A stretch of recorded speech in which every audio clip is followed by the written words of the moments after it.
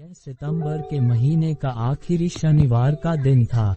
बरसात का मौसम झमाझम बरस कर गुजर चुका था। मौसम सुहावना हो चुका था। ना ज्यादा गर्मी थी ना सर्दी थी। इस समय शाम के करीब 5 बजे थे और हम पुराने लखनऊ शहर की एक धर्मशाला के कमरे में ही थे। यह एक बंगाली धर्मशाला थी जिसे कोई धार्मिक ट्रस्ट चलाती थी। कहने के लिए तो यह एक धर्मशाला ही थी, किंतु किसी 2 स्टार होटल से कम नहीं थी।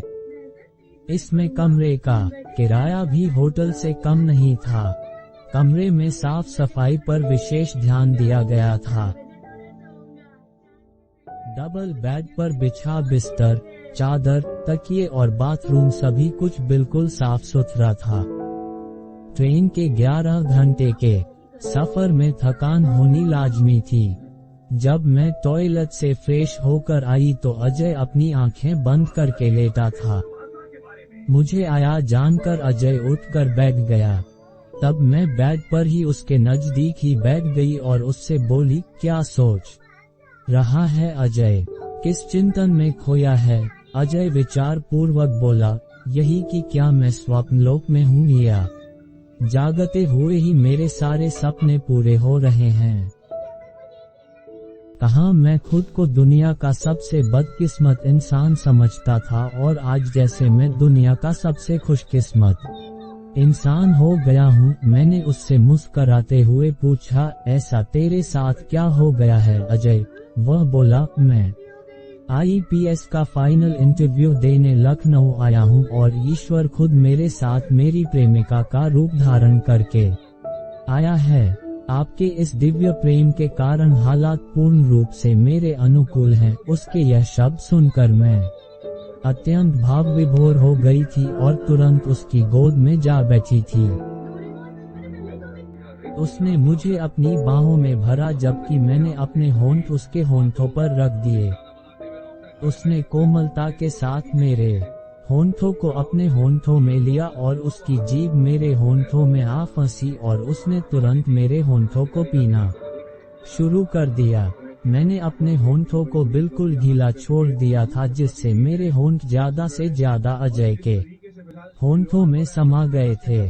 मुझ में आनंद की लहरें हिलोरे मारने लगी थी। इस आनंद के पीछे अनुराग के ही जादुई शब्द होते थे कि जिससे तुम प्रेम करते हो उसे खुशी देकर या उसके दैख दूर करके तुम्हें जो खुशी और आनंद का अनुभव होता है वही एहसास प्रेम है। यह स्मरण आते ही जैसे मैं प्रेम में आनंद की साक्षात मूर्ति बन जाती थी। मेरे होंठ जब अजय के होंठों में समाये हुए थे तभी अजय ने मुझे अपनी भुजाओं में अच्छी तरह से भरा और मुझे अपनी गोद में लिए ही बिस्तर पर लेट गया। उसके लेटते ही मैं उसके ऊपर से फिसलकर उसके बराबर ही बिस्तर पर आ गई और उसने भी तुरंत मेरी तरफ करवट बदल ली थी, जबकि मेरे होंठ उसके होंठों में ही घुसे हुए थे, जिनका वो आनंद पूर्वक रसपान कर रहा था, जबकि हम एक दूसरे को अपनी बाहों में जकड़ चुके थे। हम दोनों एक दूसरे के सम्मुख थे, किंतु हमारे बीच में कोई जगह नहीं बची थी।